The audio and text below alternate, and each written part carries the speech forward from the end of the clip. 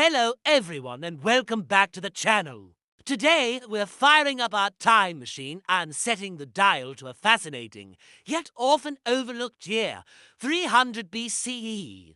Forget what you think you know about dusty history books. This was an era of incredible change where empires were forged, philosophies were born, and the very foundations of our modern world were being laid. So, grab your virtual passport, because we're about to embark on an epic journey across the globe 2,300 years into the past. Our first stop is the shimmering, sun-drenched city of Alexandria in Egypt. This isn't just any city, it's the intellectual capital of the ancient world. Under the rule of Ptolemy I, a former general of Alexander the Great, Alexandria is buzzing with energy. Imagine walking through its streets. The salty air from the Mediterranean mixing with the scent of papyrus scrolls.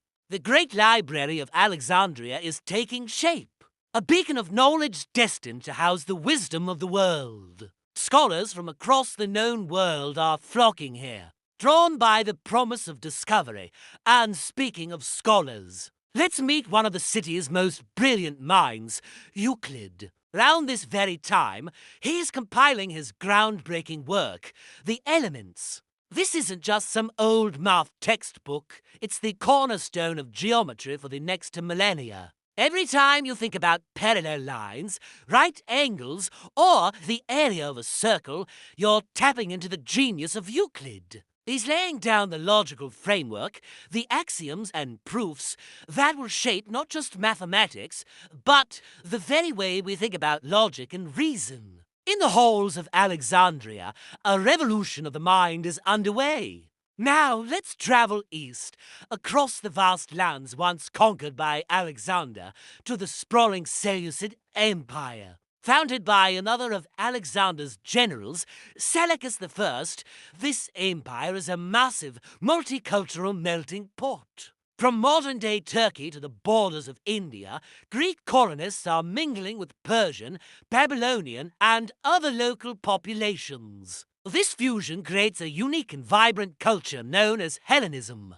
In cities like Antioch, you'd see Greek-style theaters and gymnasiums built next to ancient Mesopotamian ziggurats. It's a world of contrasts, of new ideas clashing and blending with ancient traditions. Seleucus himself is a master strategist, working tirelessly to consolidate his enormous realm, fighting off rivals and establishing new cities to secure his legacy. Further east, we arrive in India, where the Mauryan Empire is at its zenith. Under the legendary Emperor Chandragupta Maurya, and guided by his brilliant advisor Chanakya, this empire has united almost the entire subcontinent for the first time in history. The capital, Pataliputra, is described as one of the largest and most magnificent cities in the world. Imagine a bustling metropolis with wooden palaces, extensive fortifications, and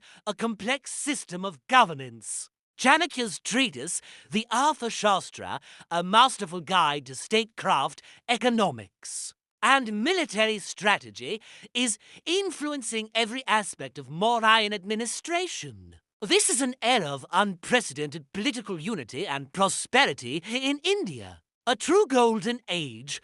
Chandragupta's grandson, Ashoka the Great, will later build upon this incredible foundation. Meanwhile, in China, we find a very different political landscape. This is the heart of the Warring States period, a time of intense conflict and intellectual ferment. The old Zhou dynasty is a mere shadow of its former self, and 7 powerful states are locked in a relentless struggle for supremacy. Armies numbering in the hundreds of thousands clash in brutal battles. But this chaos is also a crucible for new ideas. This is the era of the 100 schools of thought, where philosophies like Confucianism, Taoism, and legalism are being debated and refined. Thinkers are grappling with fundamental questions. How do you create a just society? What is the best way to govern? These ideas will profoundly shape Chinese civilization for thousands of years to come. The state of Qin, with its disciplined army and legalist principles, is beginning its meteoric rise, setting the stage for the eventual unification of China. Now, let's journey back west, across the sea to the Italian peninsula. Here, a young, ambitious republic is flexing its muscles, Rome. In 300 BCE, Rome is not yet the sprawling empire we often picture. It's a regional power, but its ambition is boundless. The Romans are locked in a series of conflicts known as the Samnite Wars, tough, drawn-out struggles for control of Italy. These wars are forging the Roman army into the disciplined, relentless fighting machine that will one day conquer the Mediterranean. Important laws are being passed, like the Lex Ogulnia, which opens up priestly colleges to the plebeians or commoners. This is a crucial step in Rome's long and often rocky path toward a more equitable society. Every victory, every new law, is a brick in the foundation of the future Roman Empire. Finally, let's look at the wider Celtic world, stretching from the British Isles to Central Europe. The Celts, often called Gauls by the Romans, are not a single empire but a diverse collection of tribes united by a common culture, language, and art style. Around 300 BCE, they are at the peak of their influence. Skilled metalworkers are creating intricate gold torques and beautifully decorated weaponry. Their warriors are feared across the continent. Celtic tribes are expanding, migrating into northern Italy and even raiding deep into the Balkans.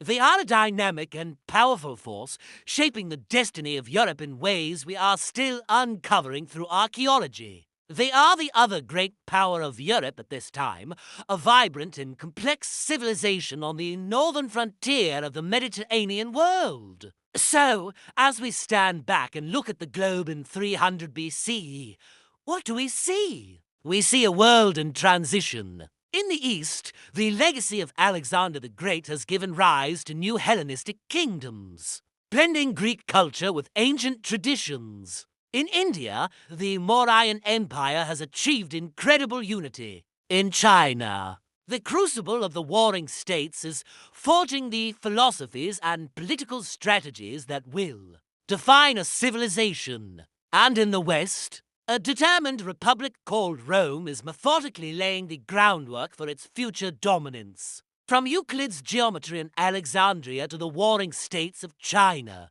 the events of this single year are sending out ripples that will continue to shape our world for centuries. It's a powerful reminder that history is not just a collection of dates, but a dynamic, interconnected story of human ambition, innovation, and change. Thank you so much for joining me on this journey back to 300 BCE. I hope you found it as fascinating as I do. What part of the ancient world would you like to visit next? Let me know in the comments below. If you enjoyed this video, please give it a thumbs up. And don't forget to subscribe and hit that notification bell so you won't miss our next historical adventure. Thanks for watching, and I'll see you in the next one.